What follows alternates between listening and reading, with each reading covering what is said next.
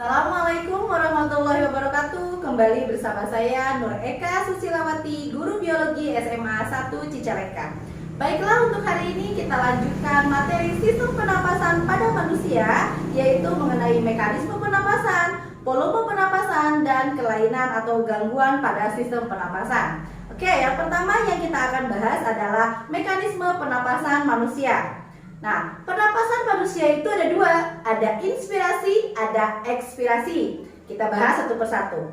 Inspirasi adalah masuknya udara ke dalam paru-paru karena adanya tekanan di dalam yang lebih rendah daripada di luar tubuh kita. Dan fase ekspirasi adalah keluarnya udara dari dalam paru-paru karena adanya tekanan di dalam paru-paru yang lebih tinggi daripada di luar paru-paru. Nah, selanjutnya mekanisme pernapasan. Ada dua mekanisme pernapasan, yaitu pernapasan dada dan pernapasan perut. Pernapasan dada terjadi karena ada gerakan tulang-tulang rusuk oleh otot-otot antar tulang rusuk yang disebut dengan intercortalis. Kemudian pernapasan perut terjadi karena adanya gerakan otot diafragma.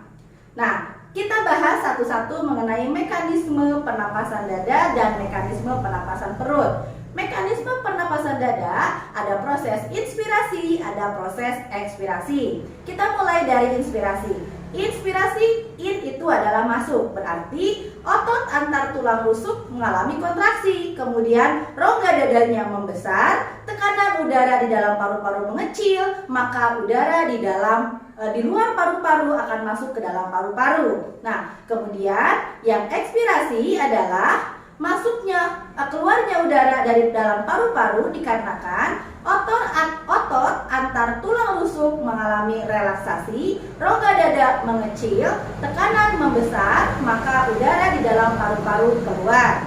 Nah, selanjutnya adalah mekanisme pernapasan perut, yaitu inspirasi dan ekspirasi.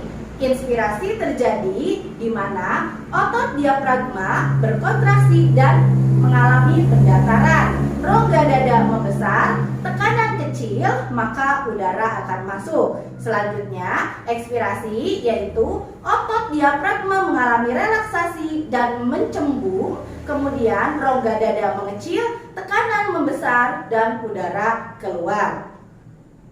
Selanjutnya, kita akan masuk ke subpokok, yaitu kapasitas paru-paru. Selanjutnya, nah, apa itu kapasitas paru-paru?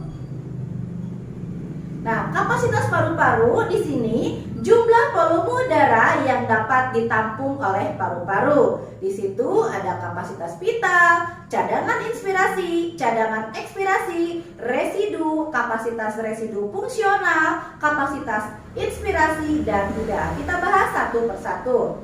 Nah, lihat di sini. Kapasitas paru-paru terdiri dari udara tidak, yaitu udara pernapasan, volume ketika kita inspirasi atau ekspirasi kurang lebih 500 ml.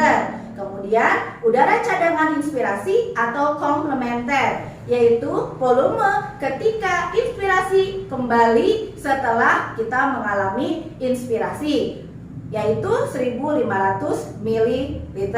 Selanjutnya adalah udara cadangan ekspirasi atau subkomplementer, yaitu volume kita ketika ekspirasi kembali setelah ekspirasi, yaitu 1500 ml. Kemudian udara residu, yaitu udara volume sisa yang berada di dalam paru-paru dan tidak boleh dikeluarkan, kurang lebih 1000 ml. Nah, selanjutnya adalah kapasitas inspirasi. Jumlah udara tidak dan cadangan inspirasi sebanyak 2000 ml. Kapasitas residu fungsional, jumlah udara residu dan cadangan ekspirasi sebanyak 2000 ml. Nah, sekarang kita lihat kapasitas vital dan bagaimana mencari kapasitas vital. Jumlah udara maksimum yang dapat diekspirasikan atau diinspirasikan sekuat-kuatnya kira-kira 3500 liter. Dengan rumus Kv sama dengan Vt ditambah Vci dan Vce. Nah, apa itu KV? Yaitu kapasitas vital. VT adalah volume tidal kurang lebih 500 ml. PCE adalah volume cadangan inspirasi 1500 ml. PCA adalah volume cadangan ekspirasi 1500 ml.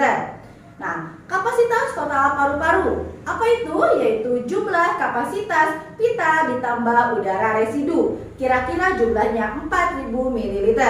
Nah, apa rumusnya? KTP sama dengan KV ditambah VR, yaitu KTP adalah kapasitas total paru-paru sama dengan KV, yaitu kapasitas vital 2500 ml, dan VR volume residu kurang lebih 1000 ml. Nah, sekarang kita lanjutkan faktor yang mempengaruhi frekuensi pernapasan pada masing-masing individu. Yang pertama kita bahas adalah jenis kelamin. Kecepatan pernapasan wanita lebih tinggi dibanding laki-laki. Paru-paru laki-laki menampung kurang lebih 5,7 liter, sedangkan pada wanita 4,2 liter. Nah, usia balita memiliki frekuensi pernapasan lebih tinggi dikarenakan paru-parunya lebih kecil. Ya, selanjutnya suhu tubuh. Pada saat seseorang mengalami kondisi panas, maka dia akan mengalami inspirasi yang lebih tinggi. Kemudian posisi dalam tubuh. Orang duduk dan berdiri akan mengalami proses respirasi yang berbeda. Selanjutnya emosi. Emosi, perasaan, dan keadaan itu mengalami termasuk ke dalam pengaruh yang mempengaruhi sistem respirasi seseorang. Kemudian ketinggian dari tempat. Seseorang yang tinggal di wilayah yang tinggi akan mengalami respirasi yang semakin kuat, sedangkan di wilayah yang datarannya rendah maka akan mengalami keseimbangan respirasi. Nah, sekarang yang terakhir adalah submateri pada gangguan sistem pernapasan manusia. Kita mulai, yang pertama adalah peradangan. Nah, peradangan ini diakibatkan oleh adanya bakteri, virus yang menginfeksi pada saluran pernapasan. Di sini ada contohnya yang namanya faringitis, kemudian pleuritis, bronkitis, dan lain-lain.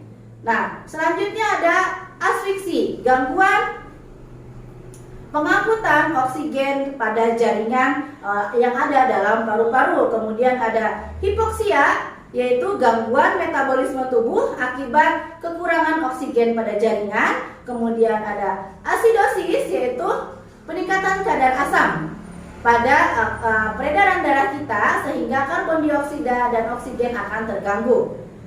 Selanjutnya ada asma, ada emfisema, ada tuberkulosis atau TBC yang diakibatkan oleh infeksi dari tuberkulosis. Selanjutnya ada difteri dan pneumonia.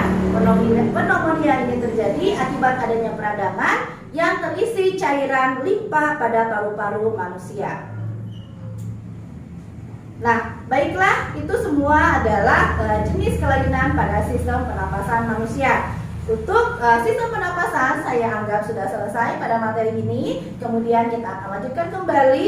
Kita akan teruskan pada materi sistem ekspirasi pada manusia.